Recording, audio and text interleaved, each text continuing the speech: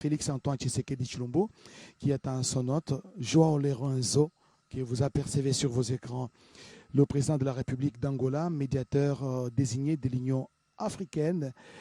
Une rencontre qui va tout naturellement commencer par cette poignée de main entre les deux chefs d'État qui se sont rencontrés à plusieurs reprises pour justement traiter des questions liées à la sécurité, même au développement de deux pays.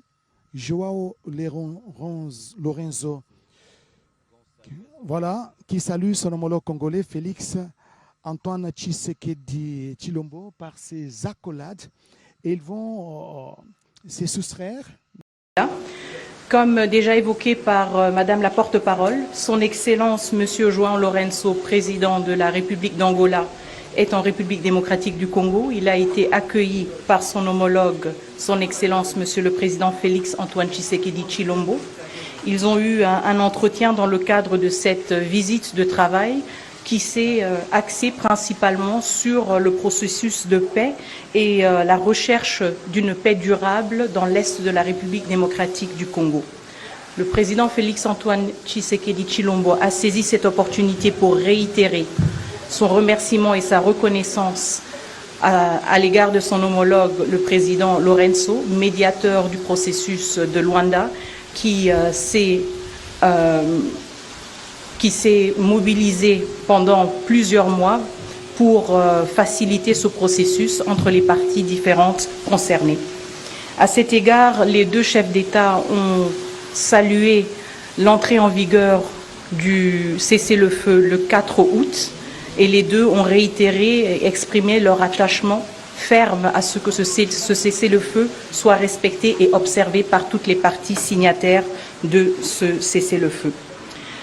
Les deux dirigeants ont aussi fait appel à ce que toutes les autres prévisions et tous les efforts en cours pour créer un environnement propice à la résolution durable du conflit soient maintenus.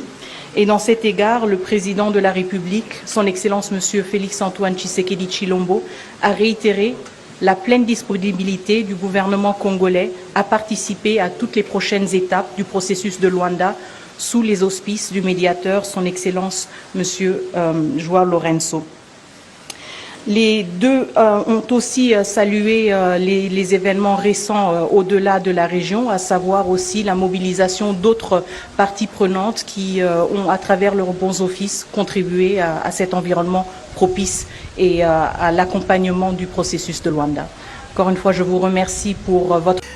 Reka rero dukomoze ku ruzinduko rwa João Lourenço uherutse hano mu gihugu cy'u Rwanda ni mu mpera z'icyumweru gishize n'ejo bundi ku cyumweru ubwo nyakubahwa Perezida Paul Kagame yarahiriraga kongera kuyobora abanyarwanda muri manda y'imyaka 5 iri imbere. Ni João Lourenço uri wagendereye u Rwanda rero muri uwo muhango, ndetse rero nyuma yaho nk'uko byatangajwe n'ibiro by'igihugu cy'u Rwanda n'ibiro bya Presidency y'igihugu cy'u Rwanda, Perezida João Lourenço yagiranye ibiganiro byihariye na nyakubahwa Perezida Paul Kagame. Ni ibiganiro ariko nanone byagarutse ku ntambara iri kubera mu burasirazuba bwa Repubulika Iharanira Demokarasi ya Kongo, ndetse n'umwuka mubi ukomeje gututumba hagati y'igihugu cy'u Rwanda na Repubulika Iharanira Demokarasi ya Kongo. Hari nyuma y'uko mwirahira rye nyakubahwa Perezida Paul Kagame n'ubundi yari yagaragaje ko icyo ashyize imbere ngo ni amahoro haba ku isi yose ndetse no mu karere. Yanagarutse kuri Repubulika Iharanira Demokarasi ya Kongo agaragaza ko utashakira amahoro abantu badashyize imbere ibiganiro cyangwa se bo batayashaka.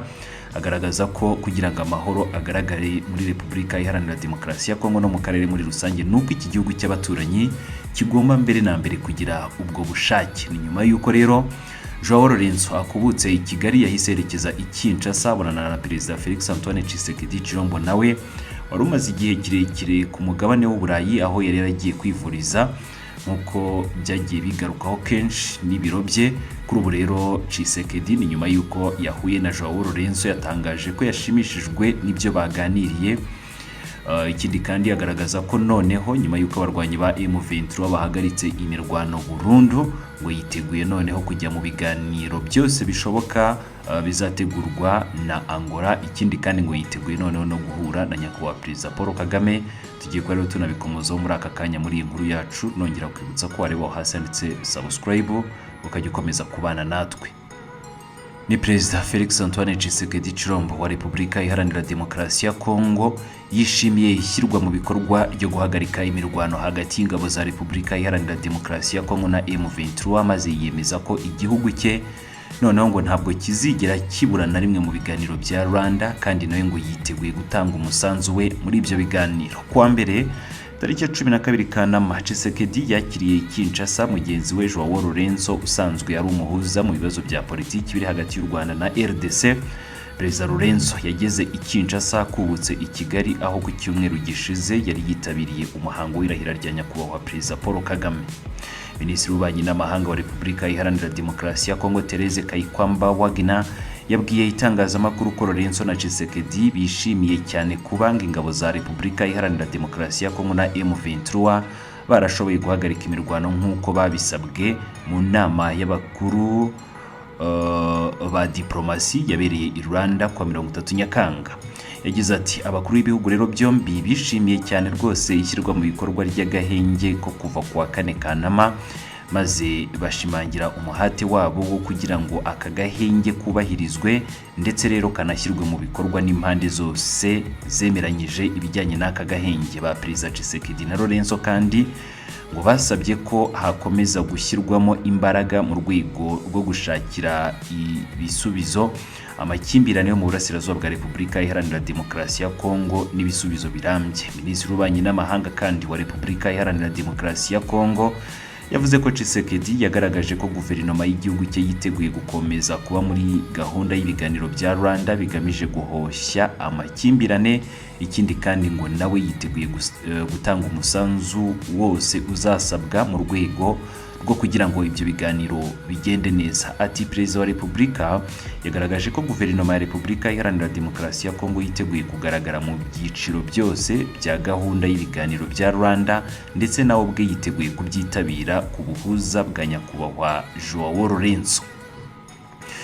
Uko rero uko byifashe ni Perezida Tshisekedi nyuma y'uko Lorenzo akubutse mu gihugu cy'u Rwanda nawe bakagirana ibiganiro, ni nyuma y'uko kandi agahenge kemeranyijwe n'impande zombi gakomeje gushyirwa mu bikorwa. Nawe noneho rero yemeye kuva ku izima, agaragaza ko igihugu cye noneho ngo kitazongera kubura muri ibyo biganiro, ndetse nawe ubwe agiye gukora uko ashoboye kose ibyo biganiro bizagende neza, n'umusanzu we nawo ugaragare yitabire ibyo biganiro. Félix Antoine Tshisekedi Tshilombo qui attend son hôte Joao Lorenzo que vous apercevez sur vos écrans, le président de la République d'Angola, médiateur désigné de l'Union africaine. Une rencontre qui va tout naturellement commencer par cette poignée de main entre les deux chefs d'État qui se sont rencontrés à plusieurs reprises pour justement traiter des questions liées à la sécurité, même au développement de deux pays. Joao Lorenzo, voilà, qui salue son homologue congolais Félix Antoine Tshisekedi Tshilombo par ses accolades, et ils vont se soustraire